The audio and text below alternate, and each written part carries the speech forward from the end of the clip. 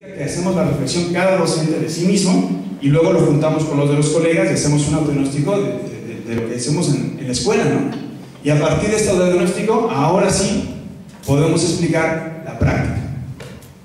Y como podemos explicar la práctica está conectada, o sea, está correlacionada con los resultados. Entonces, eso que obtuvimos por PISA o por enlace, ¿sí? Por otro lado, obtenemos el por qué llegamos ahí. Y si obtenemos el por qué llegamos ahí, ahora sí podemos mejorar. Queremos unos resultados B, generemos una práctica B. Porque si no cambiamos la práctica, no vamos a cambiar los resultados. Si seguimos haciendo lo mismo, obtendremos los mismos resultados, ¿no? Entonces cambiemos nuestra práctica. ¿Para dónde? Bueno, ahora ya tenemos un horizonte, ya tenemos unos indicadores. Entonces, ¿qué podemos hacer? Generemos un plan, ¿no? Un plan estratégico, pedagógico, para cambiar esa práctica A a una práctica B. Ya dijimos, no a Z, no práctica Z, práctica B. Pequeños cambios, ¿no? Pero esos pequeños cambios, de manera ordenada y además con estímulos que sean seguidos en todas las aulas por todos los profesores, permitirán que en cierto momento, cuando nos vuelvan a evaluar, si ya tenemos unas prácticas B, obtendremos unos resultados B mejores que los anteriores, ¿no? Y si seguimos trabajando así y desplegando ese plan en el tiempo, con el tiempo podremos llegar a práctica C y cuando nos vuelvan a evaluar ya estaremos mejor, ¿sí? Y así sucesivamente. Y esas serían como las claves de lo que sería la calidad educativa entendida desde el aula. Por tanto, necesitamos protocolos, ¿sí? Y necesitamos hacer este ejercicio. Necesitamos hacer protocolo, necesitamos hacer un ejercicio de autodiagnóstico y tener un plan estratégico, pedagógico para cada escuela, ¿sí? Que implique tener claros cuáles son las finalidades y también implique unos criterios científicos para poder generar una práctica que sea cada vez más coherente y centrada o fundamentada en evidencia científica. Educación basada en evidencia científica. Muy bien. Es la primera vez que venimos aquí. ¿Qué es escalar? ¿Qué es? Ok. ¿Qué es escalar? Muy bien.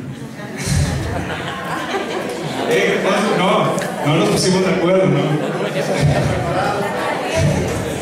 Escalar es un conjunto de instrumentos y procedimientos que permiten diagnosticar las prácticas educativas, reconocer las buenas prácticas, generar planes de mejora pedagógicos y certificar de alguna manera la calidad de la práctica educativa a partir de esa mejora continua en los procesos de enseñanza-aprendizaje de una organización educativa. ¿Sí? O sea que son una serie de instrumentos que permiten generar este proceso que lleva a la mejora continua, ¿no? Y por tanto a la calidad educativa. ¿Sí? ¿Qué rechazo se tiene de las personas receptivas de todo esto? ¿Qué perdón? Rechazo, indiferencia, bueno, apatía.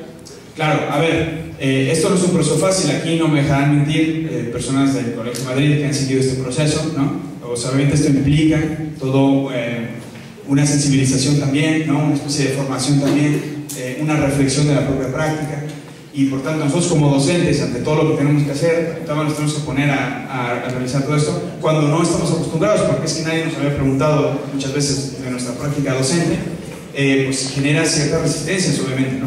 Pero bueno, obviamente si la dinámica es adecuada en la institución educativa, si hay un liderazgo claro de parte de los responsables del centro educativo, yo creo que todas estas resistencias se pueden ir salvando con paciencia y con sensibilidad hacia los docentes, porque aquí lo que queremos todos es mejorar nuestra práctica docente finalmente, ¿no?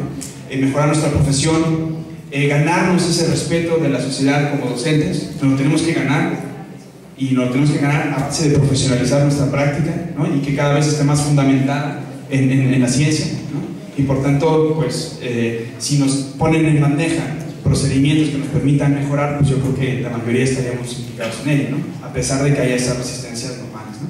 En instituciones de educación superior, por ejemplo, públicas, como lo hemos implementado, pues entran otros elementos, por ejemplo, políticas internas, etcétera, ¿no? Que juegan también como resistencias al cambio, ¿no? Pero bueno, a pesar de eso, también hemos logrado implementar escalada con éxito en instituciones de educación superior públicas aquí en México, por ejemplo, como el Colegio de México, la Donación, etc. Por tanto, yo creo que es importante. Tú dices, ¿por qué hay que certificar la calidad? ¿Certificar por qué? ¿O en ¿qué diferencia habría para ti entre ser? Y luego, en cuanto a acreditación y certificación, sí, la acreditación está más como para programas, ¿no? Los programas serían el qué, ¿no? Serían los contenidos, ¿no? Entonces, una institución de educación media superior se puede acreditar sus programas. Normalmente se acreditan por disciplinas, ¿no? Se acreditan los de agricultura, se acreditan los de industria, se acreditan los de turismo, ¿no? Entonces se acreditan en los contenidos, en el qué. Que nosotros en Escalaya nunca se dice el qué, ¿no? Eso lo pone la propia escuela, ¿no? Entonces acreditación es del qué, no del cómo. Y por tanto, Escalaya ayuda a que si tú te acreditaste en un programa, tú tienes que garantizar que eso que te acreditaste se dé en todas las aulas, pero ya no estamos hablando del contenido, sino cómo, ¿no? Cómo ofreces, cómo impartes ese contenido, cómo estimulas ese aprendizaje para que suceda, digamos, ¿no? Y por tanto estamos hablando del cómo, o sea que incluso es combinado. La acreditación daría lugar a un qué, ¿no? que revisan expertos y que por tanto el currículum sabes que está actualizado, y después en el cómo entras aquí, ¿no? Y certificas la calidad de los procesos de enseñanza y aprendizaje de ese programa que tú tienes acreditado, ¿no? Y se combina muy bien, ¿no? También se puede combinar con ISO. Bueno, aquí tendría que pasar muchos años para llegar a esa, pero la idea de que se combine con ISO es porque ISO entra desde lo organizativo y Escalaya entra desde el aula, ¿no? Desde el proceso de enseñanza-aprendizaje, y te muestra datos así, te muestra datos del aula, donde tú ves claramente qué prácticas educativas están llevando a cabo en función de lo que tú pretendes como institución, ¿no? Y por tanto esto te da pie a poder, es útil, digamos, para mejorar la formación docente, para tomar decisiones de inversión en recursos, ¿no? Para mejorar en realidad todo el sistema, la organización escolar, la profesionalización docente, es decir, en qué se van a formar esos docentes, y también para mejorar incluso el propio, digamos, los propios contenidos, incluso hasta revisar las propias finalidades educativas de la escuela. Nada más una comentario. Aquí lo que sucede, lo que yo he visto en la experiencia, es que hay una resistencia del maestro a diseñar su proceso de aprendizaje. ¿Por qué? Porque se habla de libertad de cátedra, se habla de que no podemos, quisiéramos ponerle una camisa o estandarizar el proceso.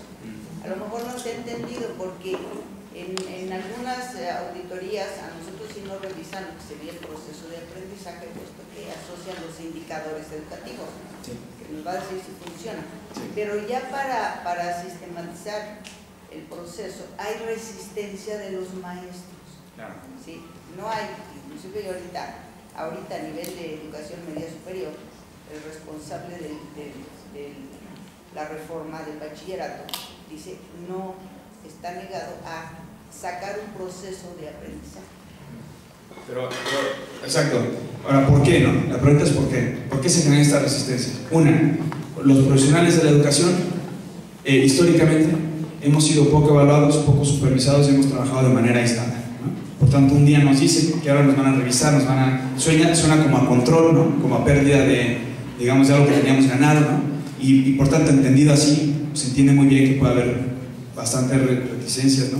Escepticismo y resistencias al cambio, ¿no? Esa es una. Otra, porque como no había indicadores, al final la medición de procesos de aprendizaje se hace a través de los resultados, ¿no? Índice de aprobados, entrega de notas a tiempo, bueno, etcétera, una serie de cosas que son algunas de ellas incluso científicas, ¿no? Y por tanto no había indicadores claros para determinar cómo se ve. Y la otra es porque no hay una sensibilización en el centro escolar de que somos jugadores de equipo, ¿no? De que estamos trabajando en equipo, de que mi aula no es mi aula, mi clase, sino las clases son públicas, son de todo el equipo, ¿no? Y entre todos tenemos que hacer el trabajo, ¿no? Mientras esto no suceda así, que también está relacionado con las competencias, ¿no? Porque si yo solamente tengo que enseñar matemáticas, a mí me da igual, yo no tengo que verme con nadie más, ¿no? Para enseñar matemáticas ya me basto solo, ¿no? Oye, pero no es que no solo tienes que enseñar matemáticas, sino que tienes que enseñarlos a ser competentes para resolver problemas de la vida. Bueno, entonces aquí sí ya, yo no puedo solo, ¿no? Entonces tengo que hacerlo en equipo, ¿no?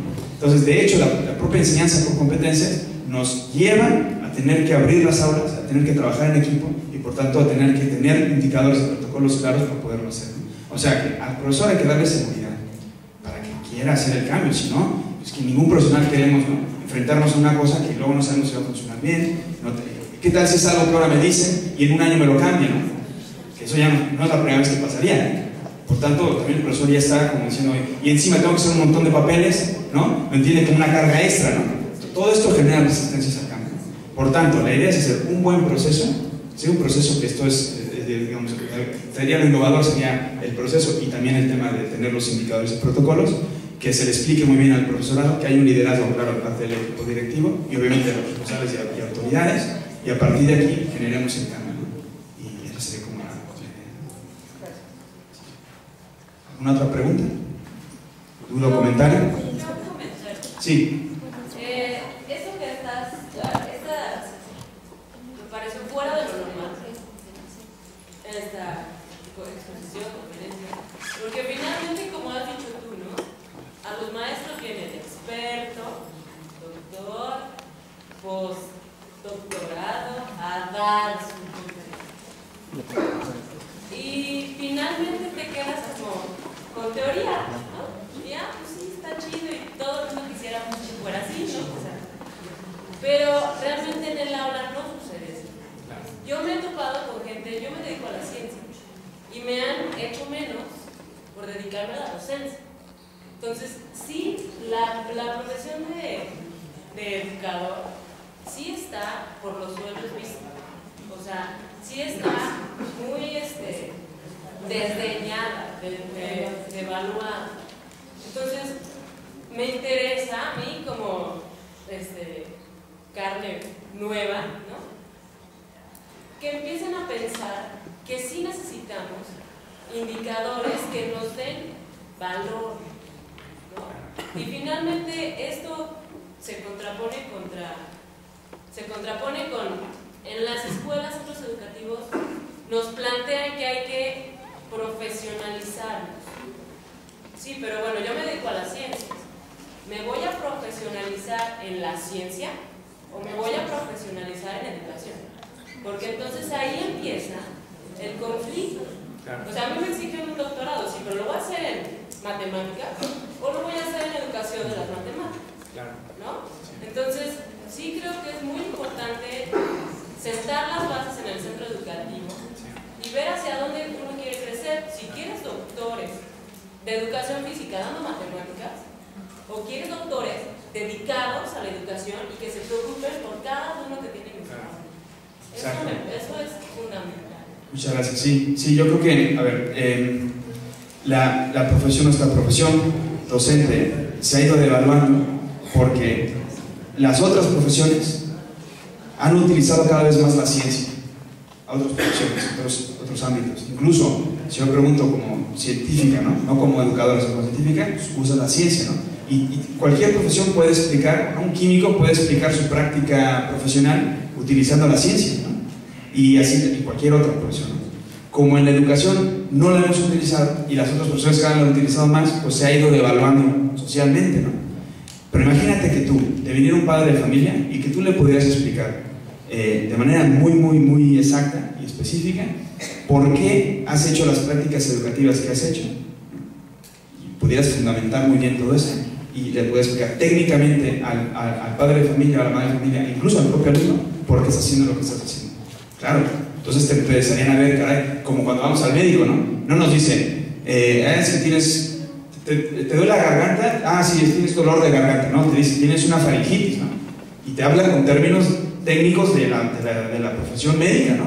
Y te dicen, tienes esto, tienes el otro, tal, y tú dices, bueno, pues está usando la ciencia, ¿no? En el ámbito de la educación tendríamos que poder tener un lenguaje técnico de nuestra profesión, utilizar la ciencia que conocemos y generar una educación basada en evidencias. Cuando hagamos esto, en nuestra profesión, socialmente, cada vez nos vamos a ir ganando un lugar, ¿no? Porque podremos fundamentar nuestra práctica como lo hace cualquier otro profesional. Por tanto, somos tan valiosos como cualquier otro profesional. Eso en el hecho, ¿no? Ahora, detrás, la labor del docente para un país es evidentemente estratégica y es posiblemente es lo más importante que puede haber en un país, la educación digamos, de los ciudadanos, de los alumnos, de los futuros adultos y responsables de toma de decisiones en un país, ¿no? Por tanto, ya nada más por ese hecho, digamos, como es inherente a nuestra profesión, también lo social, lo humanista, tener una finalidad utópica, ¿no? Como explicaba Antonio, ¿no? Yo creo que todo eso, tener una vocación, ¿no? Es una profesión que es muy de vocación. Por tanto, ya eso ya lo tenemos, ¿no? Nada más es profesionalizar nuestra práctica de tal manera que podamos explicar. O sea, todo profesional tiene que poder explicar por qué hace lo que hace. Y nosotros, como profesionales de la educación, tenemos que poder explicar por qué hacemos lo que hacemos en las aulas, ¿no? Y eso es muy importante para nuestra profesión y para el futuro de los docentes.